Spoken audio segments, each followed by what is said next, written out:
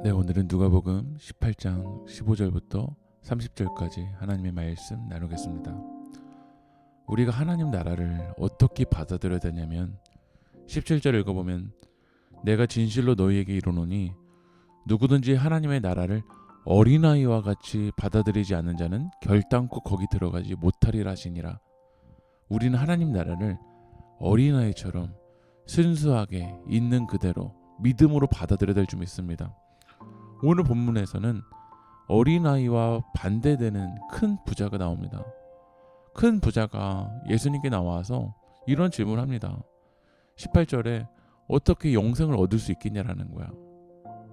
그러자 예수님은 19절 20절에 이 계명을 10계명에서 말하는 계명을 다 지켜라. 간음하지 말고 살인하지 말고 도둑질하지 말고 거짓 증언 내 부모를 공경하는 거 이 부분을 다 지키라고 말씀하십니다. 그런데 그 말을 듣자마자 부자는 이렇게 얘기합니다. 21절에 여짜오되 이것은 내가 어려서부터 다 지켰나이다. 다 지켰다라는 거야. 예수님 외에 율법을 다 지키니까 있습니까? 우리도 어느 순간 어린아이처럼 솔직하고 순수하지 못하고 가식적인 거야. 난 이런 것도 했다. 난 이런 것도 했다.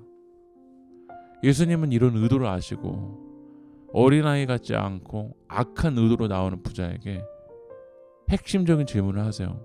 22절을 읽어보면 예수께서 이 말을 들으시고 이르시되 내게 아직도 한 가지 부족한 것이 있으니 내게 있는 것을 다 팔아 가난한 자들에게 나눠주라.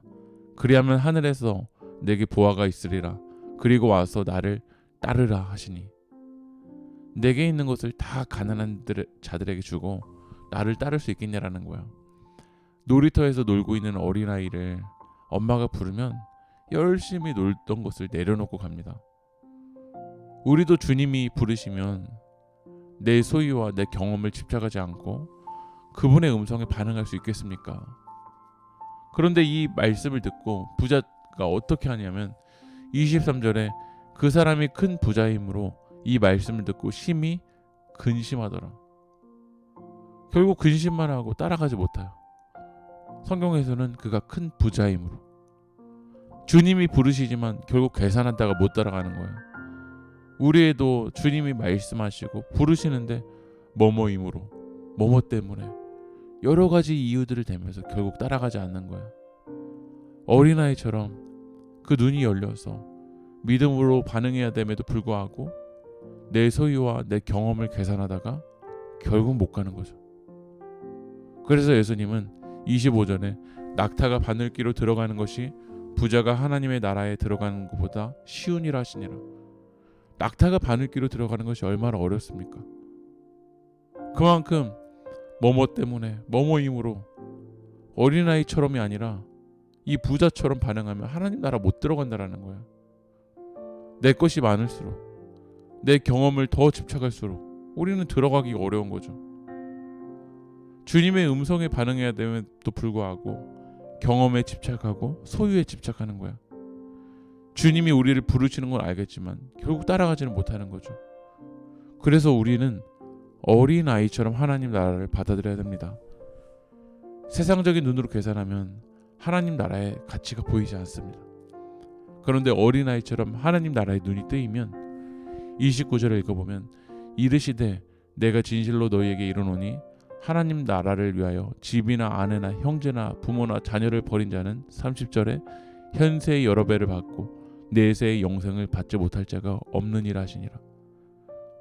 아내, 형제, 부모, 자녀, 집 다 너무 귀중한 거야.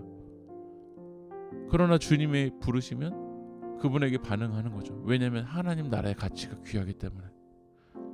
하나님 나라를 통해서 받을 복이 얼마나 큰지 알기 때문에. 오늘 말씀 마무리합니다. 여러분 어린아이처럼 하나님 나라를 바라보십시오. 내 소유와 내 경험에 집착해서 계산하고 돌아가는 자가 아니라 믿음으로 하나님 나라를 바라보는 여러분들이 되길 축복합니다. 기도하겠습니다. 하나님 나라가 부자를 위한 나라가 아니라 어린아이처럼 믿음으로 받아들이는 나라임을 주님 말씀을 통해서 깨닫게 하여 주시옵소서. 뭐뭐임으로 뭐뭐 때문에 계산하는 자가 아니라 어린아이처럼 순수하게 믿음으로 받아들이는 하나님 나라가 될 수 있도록 인도하여 주시옵소서.